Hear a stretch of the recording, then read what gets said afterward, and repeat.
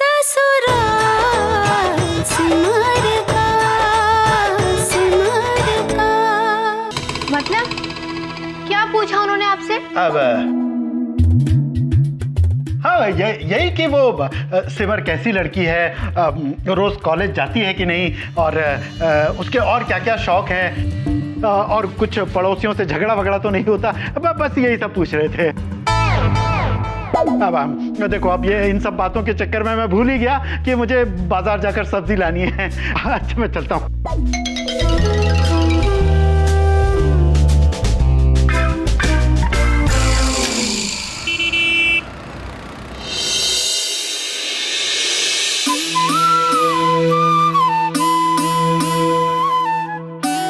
माता जी, जल्दी आ जाना बेटा। हाँ,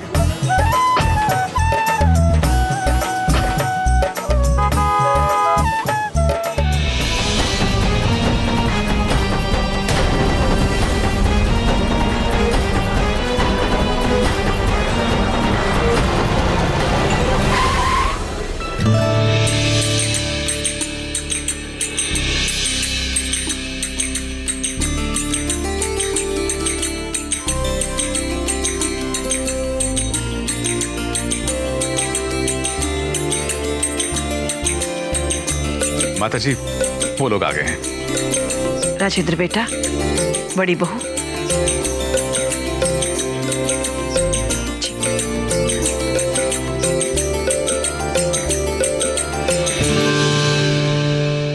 कम से कम टैक्सी ही कर लेते।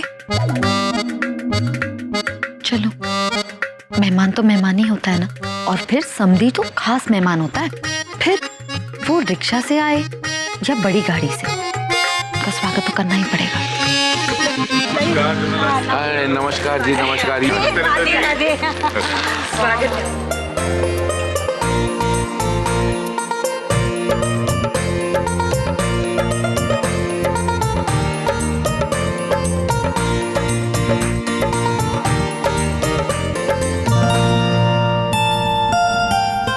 वाह, दिल्ली की मिठाई की तो बात ही कुछ और है। अरे जीजी, ये दिल्ली की नहीं है, घर की बनी है। दिवाकर भैया ने कहा था ना कि पूरे दिल्ली में इनके यहाँ की मिठाई सबसे ज्यादा प्रसिद्ध है। आपके बनाए हुए लड्डू भी कुछ कम नहीं थे, बहुत ही स्वादिष्ट थे। आप तो शर्मिंदा कर रही हैं। बाय द वे, समय की थोड़ी कमी है, वरना आपको अपने हाथ से बनाकर खिलाती और सिखाती भी। देखिए, समय तो आपको थोड़ा और बढ़ाना ही पड़ेगा जी। देखिए, बात यह है कि आज का शुभ मुहूर्त तो निकल ही चुका है। अगले शुभ मुहूर्त के लिए कल सुबह तक की प्रतीक्षा तो करनी पड़ेगी जी। वो मेरे बच्चे अकेले हैं घर पे। जमुनालाल जी, एक दिन की तो बात है। कल जैसे ही ये शगुन की रस्म पूरी होगी ना, मैं आपको अपनी गाड़ी में वृंदावन तक पहुंचा दूंगा।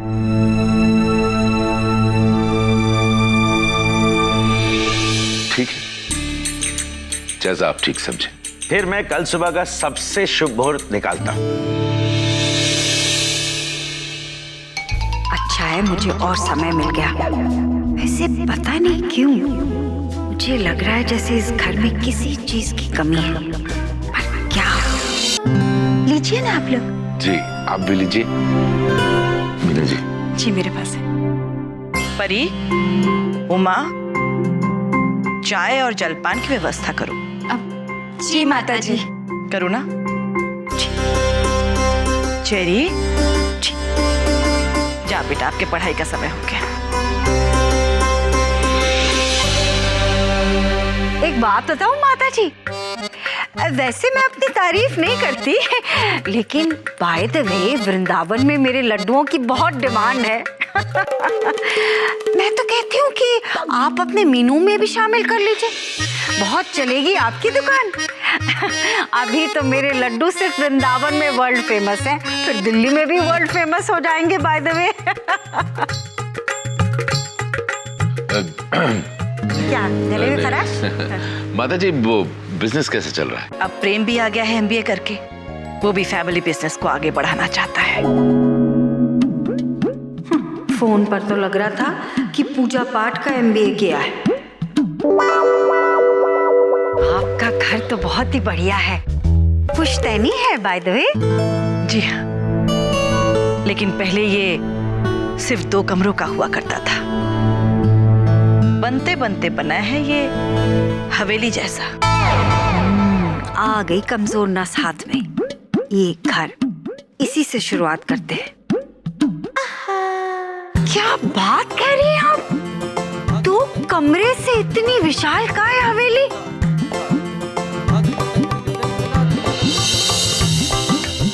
वाह वाह वाह वाह, आपको सोचकर कितना अच्छा लगता होगा कि कहाँ बाय द वे 2 कमरे हुआ करते थे और आज। देखिए, अगर हम चाहते तो दिल्ली के किसी भी पॉश इलाके में एक नया घर बना सकते थे, लेकिन अपनी मिट्टी से दूर ये मुझे गवारा नहीं था। इसीलिए इस बात का खास ध्यान रखा है कि घर के अंदर सब कुछ आधुनिक हो। वैसे वाकई बहुत बड़ी बात है कि एक छत के नीचे 4 पीढ़ी एक साथ रहें आज के समय में, है ना? पर आप मानेंगे नहीं, हर पीढ़ी के फर्क को ध्यान में रखकर यह घर बनाया गया है। बच्चों के कमरे उनके हिसाब से, बड़ों के कमरे उनके हिसाब से, हर सुख सुविधा का ध्यान रखा गया है। कहने का मतलब ये है सब कुछ एकदम मॉडर्न। अच्छा, जैसे होटल के कमरों में होता है, हर कमरे में टीवी होगा ना?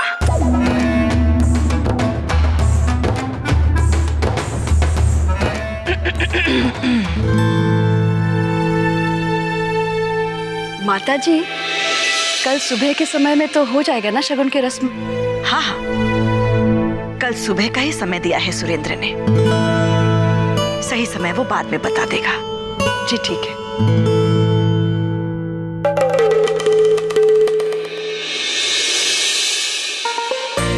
आपका मन बड़ा उत्सुक है हमारा घर देखने के लिए। हाँ। चुमकी जी, इन्हें पूरा घर अच्छी तरह से दिखा देना। जी चलिए।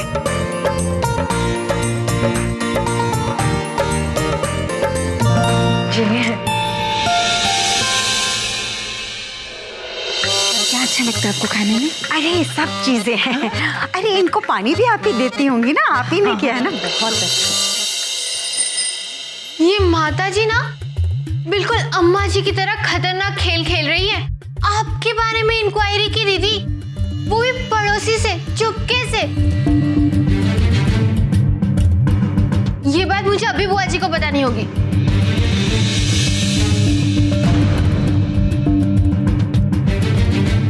अरे रोली, जरा संभल के। पापा बुआ जी के आसपास ही होंगे, कहीं ऐसा ना हो कि उन्हें मोबाइल की रिंग सुनाई दे जाए। अरे सिमर दीदी, मैंने पहले ही बुआ जी को बोल दिया कि अपना उड़न खटोला हमेशा वाइब्रेट मोड पर रखे, ताकि हम जब चाहे उन्हें कॉल कर सके और वो हमसे बात भी कर सके, लेकिन पापा को पता ना चले। घर अच्छा लगा ना आपको? बहुत ही सुंदर है जी।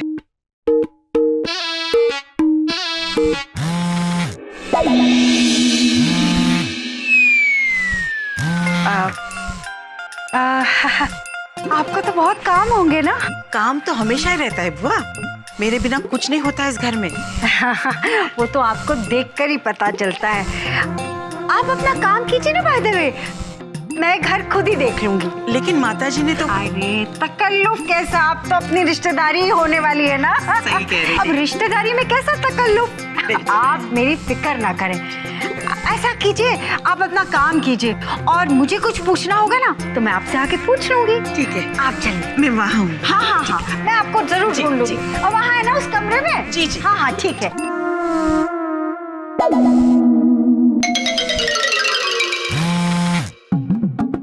हाँ रोली बोल, वहाँ सब ठीक तो है ना? रोली फोन स्पीकर पे करना।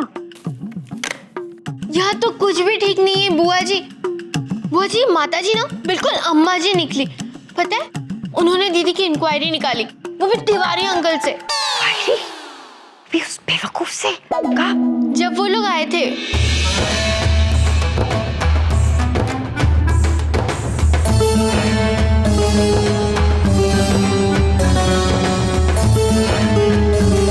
इनकी इतनी हिम्मत, जैसे इनके लड़के में सुर्खाब के पर लगे।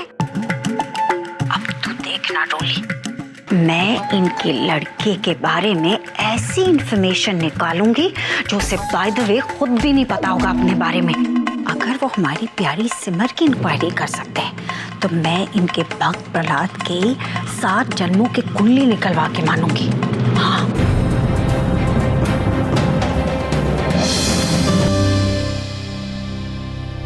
क्या हुआ परी, तुम्हारा मुंह ऐसा लटका क्यों है? सोचो ना, मिडिल क्लास वालों के पास भी अपना खुद का पर्सनल मोबाइल फोन होता है और हमारे पास दद्दू जी हलवाई की बहुओं के पास सबका मिलाकर एक ही मोबाइल फोन है, सार्वजनिक मोबाइल फोन, और वो भी हॉल में पड़ा रहता है। मैं फोन उठाऊं तो करुणा चाची का फोन होता है, आप फोन उठाए तो उमा भाभी आपका फोन होता है।